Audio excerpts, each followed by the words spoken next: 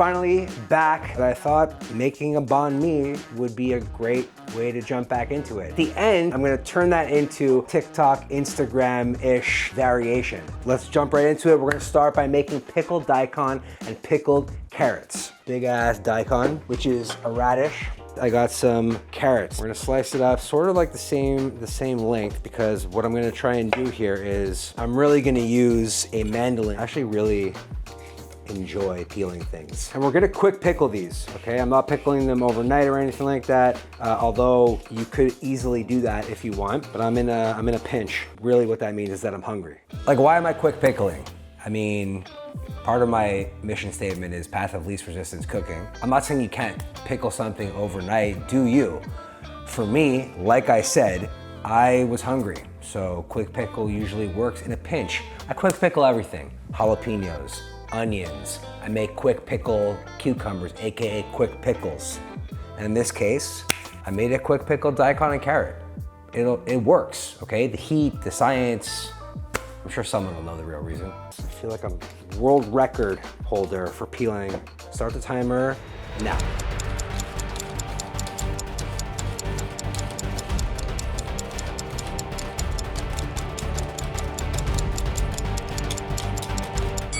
If you could peel a daikon fast, a 7-inch daikon faster than that was, then leave a comment and I'll send the daikon to your house. I just want every excuse I can to use a mandolin. It's very sharp. Proceed with caution and actually know what you're doing, because I seem to not know what I'm doing. A few minutes later. A little longer than a few minutes later. Oh yeah, there we go, we did it. Genius. We're gonna go lengthwise here. Let's see what that happened. That didn't give us anything what we needed. I needed this to be matchstick sized. I gotta go all the way down. Again, what a fail. Okay, I guess we're just gonna have to cut it by hand. I'm gonna cut the carrot in half. Thin slices, like so. And we're gonna stack them. Now we're talking. Look at this. Julienned. See, I told you I knew what I was doing. So I'm looking for basically equal amounts of daikon, equal amounts of carrot. Boom. This is about a cup of white vinegar, and this is about a half a cup of rice vinegar. We got a quarter cup of white sugar. That's about 2 tablespoons. 4 tablespoons. In case you didn't know, 4 tablespoons per quarter cup, 16 tablespoons per cup. And that's math. Add a little bit of salt. Once the sugar dissolves with the vinegars, that's when we add it to our pickling jar full of daikon and carrots. I'm gonna cap this, give it a little shake. Oh yeah. Oh yeah, it's already smelling funky in here. All right, now for the scallions, I got some ice water. We're just gonna use the green parts of the scallion to keep these fresh, and to make them curl up a little bit, I'm just gonna add them to the ice water. Let that chill until we're ready to build the sandwich. I learned that years ago. I think Alvin Kalon from the Burger Show, he did that at some point, making a breakfast sandwich. I thought that was cool. Keeps them fresh. It's like, you know, it's like we're going into a cold plunge. You go into a cold plunge, keeps you fresh. This is a cold plunge for vegetables. I think for the cucumber, what I want to do is bring back the trusty old potato peeler. Instead of slicing these into medallions, I'm gonna slice them into slivers, just to go with the theme of everything. Jalapeños, really could use any chilies. I personally like jalapeños, so we're gonna go with that. I always get kind of like, not shat on, but people criticize me, yo, jalapeños aren't spicy. I'm not judging your Scoville threshold, okay? I'm just saying, jalapeños to me are spicy. That's good heat, it's not hurting my feelings. It's got enough heat for me to actually want to continue eating. We're gonna use this thick cut pork belly. You know, it's essentially bacon, but super thick cut. So I'm here for it. And we're gonna make it into like a Vietnamese style candied version on the frying pan, which if you know, I normally do it in the oven, but we're gonna take it to a place today. All right, so here's the deal. I've been making bacon a long time. My favorite and preferred way to make bacon is typically in the oven. There's a lot of different reasons why. You get more strips per capita, right? So an oven tray, you can get like 15 strips, depending the size, versus a pan, you can fit what, maybe 5?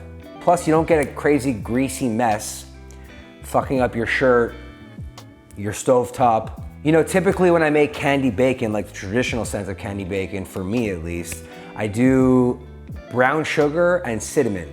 It's like, you know, it's obviously a drier mixture than this hoisin honey situation that I got going on here. So because of that, that's why I did it on the stovetop. That's why I did it in a frying pan, because I kind of like glazed the pork belly. We're gonna make a little sauce, so I got some hoisin over here. Then I'm gonna use some tamara soy sauce, which is a little bit lighter than typical soy sauce. Spice it up with some sriracha, not necessarily just for the sweetness, but also for the caramelization.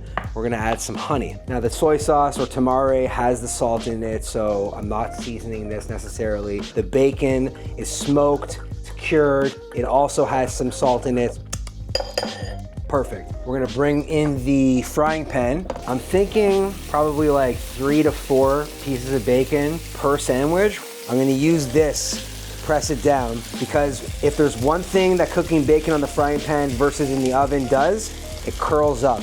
Worst part about cooking bacon on the pan is you pretty much ruin whatever shirt you're wearing. I probably should wear an apron, but then I wouldn't be able to flex this awesome Action Bronson t-shirt.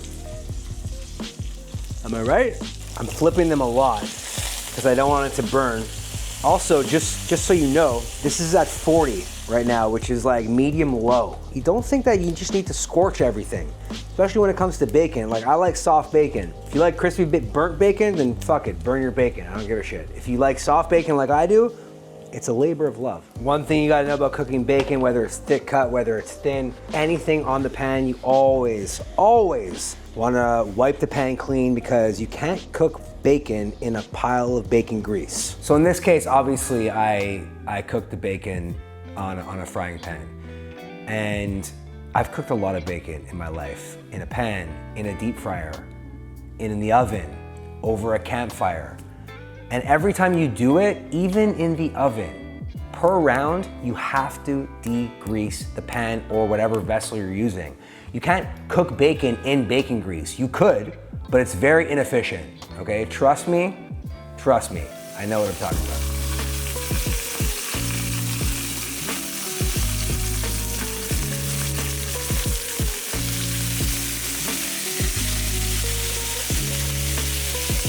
Little snack bacon. Never hurt anyone, unless you got high cholesterol. What do you do with your bacon grease? Very simple. You put it in a heat-proof reservoir like this, ouch, and you let it cool. And what happens is it coagulates, and then you can just discard it. Throw it in the garbage. Pork belly bacon is cooked, but we're not done yet. We got to candify it. So I have this hoisin mixture right here that I'm gonna add to the frying pan. And then once it sort of starts to bubble, we're gonna toss the bacon inside of it. Check this out. If that's not hoisin candied bacon, I don't know what is. Now for this spicy mayonnaise, you don't have to go spicy. I'm doing it just because I'm extra like that. This is Kewpie, any mayonnaise will work. Don't let people mayonnaise shame you. You like Duke's, very delicious. You like Best Foods or Hellmann's, I ain't judging you. So I'm gonna pop that into the bowl. Then I'm gonna use some chili garlic sauce. Really, that just gets mixed up. Give it a little taste. You know, fucking Kewpie is just so good. If you've never had Japanese style mayonnaise, I suggest you try it. Check out what we're doing here. I used Chinese hoisin. I used Japanese mayo. We're making a bánh mì sandwich from Vietnam, which comes through France. There's a million different cultures here. I have Jeff over here who's Taiwanese, and I'm Canadian. This is multicultural day here on set. I wasn't gonna do it, but I have it anyways. I have some French pork pâté. A lot of people make bánh mì without pâté, and if they do use pâté, they typically use a chicken liver one. I couldn't find chicken liver pâté, so I have this, which does not look appetizing. This shit looks like cat food. Wait, let me just make sure this isn't cat food, because if it was, that would be fucked up. No, we're good. That shit's good. I don't care what anyone says. Let's make this sandwich. All right, I got a French baguette over here. I'm just gonna slice it. A lot of people don't slice it all the way through. I like doing that. Bottom bun, we're gonna add the pâté. Like Andy Cook says, after researching his banh mi, he likes a lot of pâté. On the other bun, on the top bun, we're gonna add some of our spicy mayonnaise. Man, I'm so excited for this. I don't think you understand. We're gonna add a little bit of cilantro to the bottom here. We're gonna add the pork on top. Oh yeah, this is shaping up to be pretty awesome. Now we're gonna add some spring onions, but I'm just gonna dry them off a little bit first. You see how they got nice and curly over here? Just dry that off. We're gonna add some green onions on top like that. Now we're gonna add some of our pickled carrots and pickled daikon on top of that. A couple slivers of cucumber. We got one more thing to add, and it's the jalapeno. Now I'm not gonna add the jalapeno directly on top of the cucumber. I'm gonna use the mayonnaise as glue to hold the jalapenos like this. Let's close the sandwich up. How does that look right there? That looks like a banh mi. Before I smash this into my face hole, because it looks and smells amazing, let's make a Instagram, TikTok viral chopped banh mi, shall we?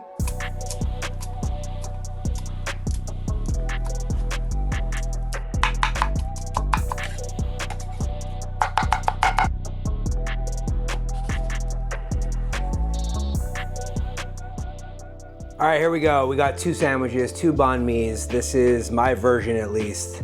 Let's test the first one out. There is so much going on in here.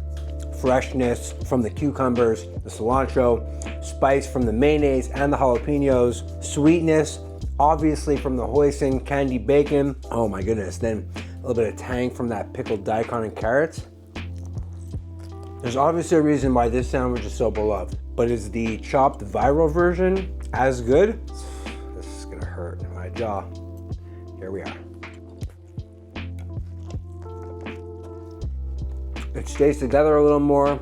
I mean, I prefer a regular banh mi personally, but I get why people are chopping all their sandwiches up.